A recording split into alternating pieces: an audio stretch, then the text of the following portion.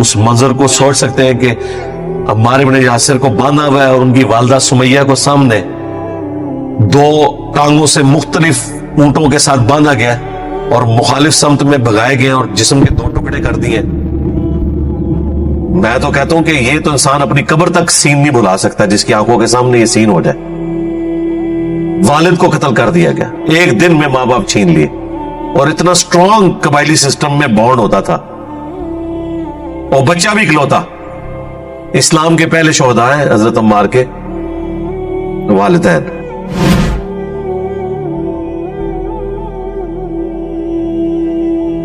صحیح بخاری اور صحیح مسلم دونوں میں یہ حدیث موجود ہے, متفق علیہ, اور بخاری میں ذرا ڈیٹیل کے ساتھ ہے.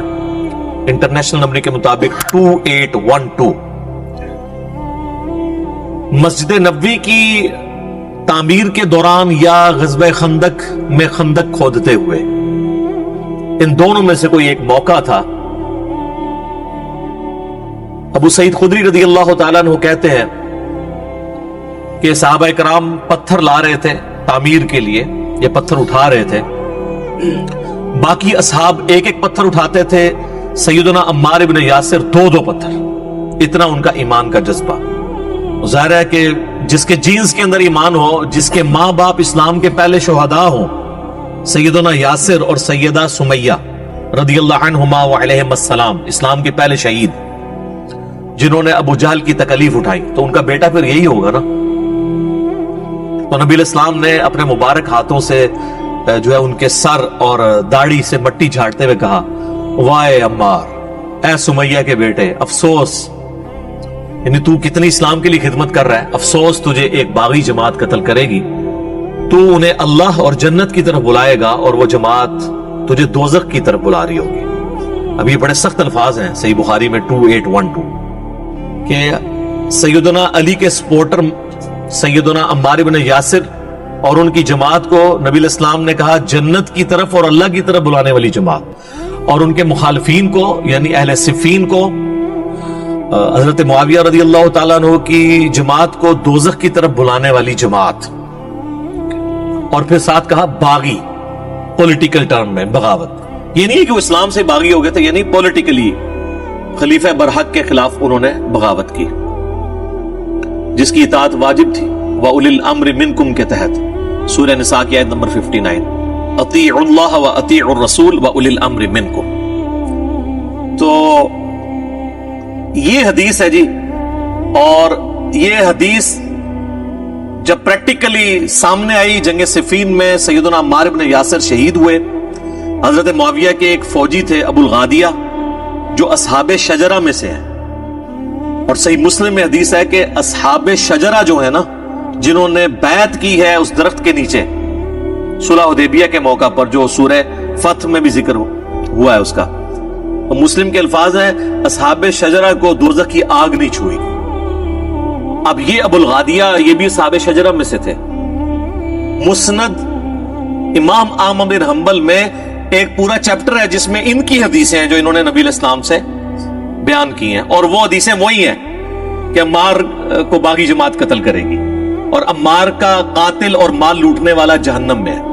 اور انہی حدیث میں ابو الغادیہ خود رویا کرتے تھے کہ مجھ سے عمار ابن یاسر کا قتل ہوا ہے, اور وہ تو بڑی دردناک حدیثیں, پھر ٹاپک دوسری طرف چلا جائے گا, وہ آپ ریسرچ پیپر میں پڑھ لیجئے گا, وہ میں اینڈ پہ بتا بھی دوں گا انشاءاللہ. تو ابو الغادیہ سے ہوا, اور اس پہ بعض لوگوں نے کوشش کی کہ جی ابو الغادیہ جو ہے وہ اتنا بڑا جرم کر کے بھی بخشے جائیں گے کیونکہ اصحاب شجرہ میں سے ہیں. تو شیخ ناصر الدین البانی, جن کو اہل حدیث تو اپنا محدث اور اس دور کا امام بخاری مانتے ہیں, باقی مکاتب فکر میں بھی اہل علم ان کی قدر کرتے ہیں, انہوں نے سلسلہ احادیث صحیحہ میں باقاعدہ بحث کی کہ یہ بہت مشکل تعویل ہے جو آپ کر رہے ہیں. اور انہوں نے کہا چونکہ نبی الاسلام نے اسپیسیفکلی فرما دیا ہے, تو جو عام دلیل ہوتی ہے وہ خاص دلیل عام دلیل کو ختم کر دیتی ہے, عام دلیل کبھی خاص دلیل کو ختم نہیں کرتی.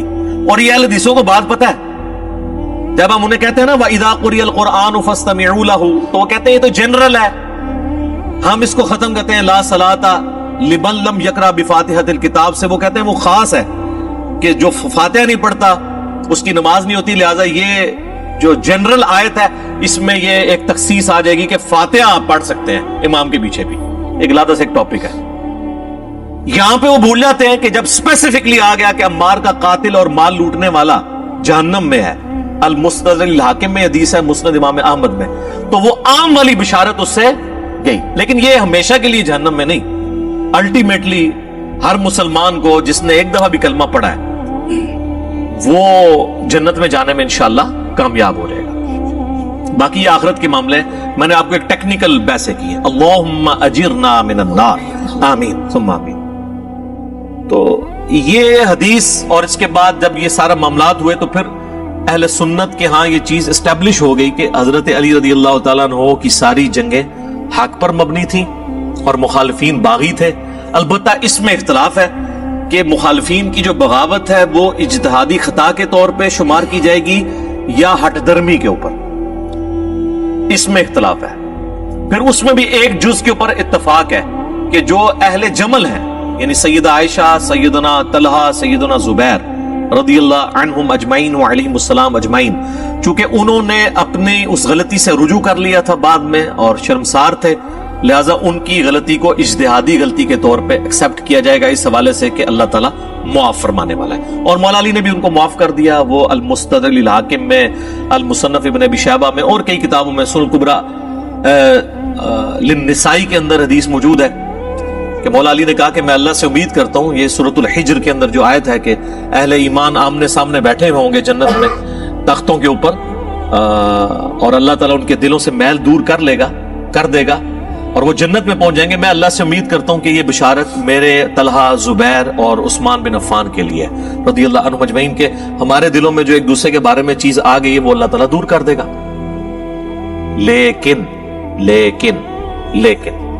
جہاں تک تعلق ہے حضرت معاویہ رضی اللہ تعالیٰ عنہ کا، ان کو حضرت علی نے معاف نہیں کیا، اس لیے کہ وہ حضرت علی کی زندگی میں بھی اپنی اس خطا کے اوپر قائم رہے اور اس کے بعد 20 سال زندہ رہے اور مرتے دم تک انہوں نے رجوع نہیں کیا.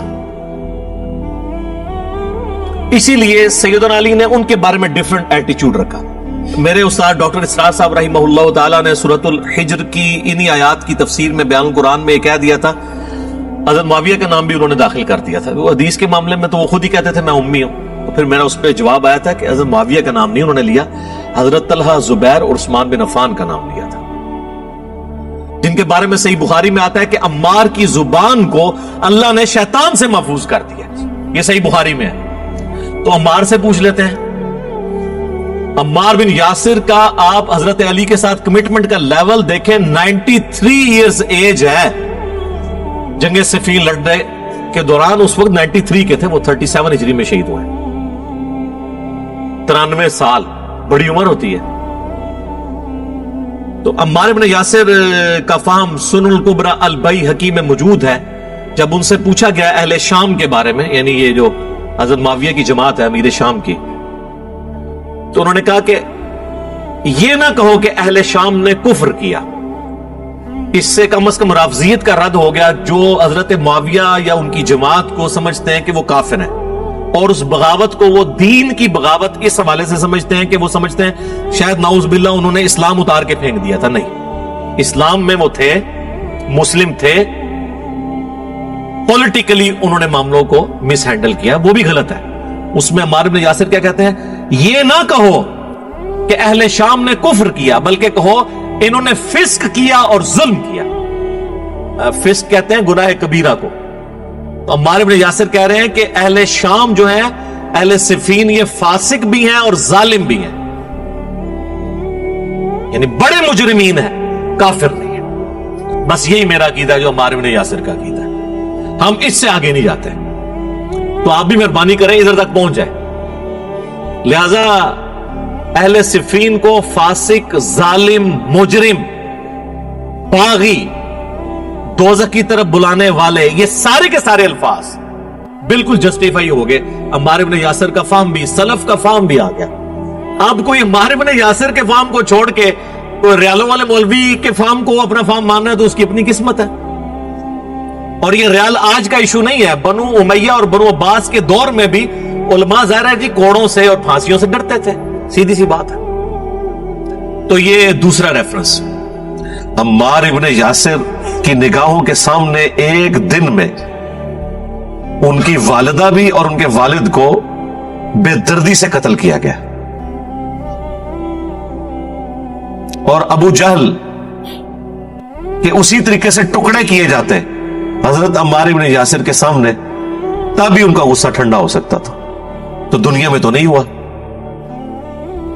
وہ الگ بات کہ وہ غزوہ بدر میں مارا گیا، لیکن عمار ابن یاسر کو تو بدلہ نہیں ملا اس دنیا میں، لیکن آخرت میں ملے گا۔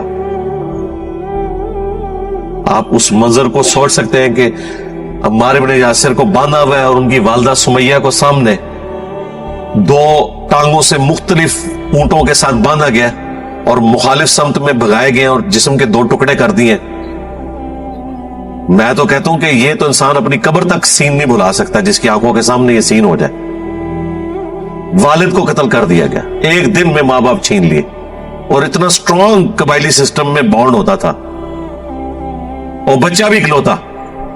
اسلام کے پہلے شہداء ہیں حضرت عمار کے والدین حضرت یاسر اور سیدہ سمیہ رضی اللہ عنہما وعلیہم السلام، لیکن آخرت میں بدلہ ملے گا۔ دیکھیں نا جی، حضرت عمار ابن یاسر رضی اللہ تعالیٰ عنہ وعلیہ السلام، میں نہیں سمجھتا کہ جس شخص کی زندگی میں ایسے لمحات آئے ہوں وہ پوری زندگی اس غم کو کبھی بھلا بھی سکتا ہے۔ 93 ایئرز کی ایج میں شہید ہوئے عمار ابن یاسر جنگ صفین میں مولا علی کی طرف سے لڑتے ہوئے۔ 93 سال تک ان کا زخم ہرا ہی رہا ہے۔ ایک دن میں ماں اور باپ سیدہ سمیہ اور سیدنا یاسر رضی اللہ عنہما وعلیہم السلام کتنی بے دردی سے، یہ چیز تو امیجن کرنے سے انسان کے روکتے آج 1400 سال بعد بھی کھڑے ہو جاتے ہیں۔ اہمی تو نبی علیہ السلام نے نہیں فرمایا تھا کہ عمار سر کے بالوں سے لے کے پاؤں کے ناخنوں تک ایمان سے پر ہے؟ کون اتنی قربانی دے سکتا ہے سر؟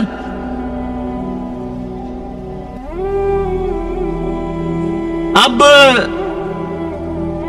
جو عمار ابن یاسر ہیں انہوں نے تو اپنے ماں باپ کے دشمنوں کا انجام تو اپنے سامنے غزوہ بدر میں دیکھ لیا،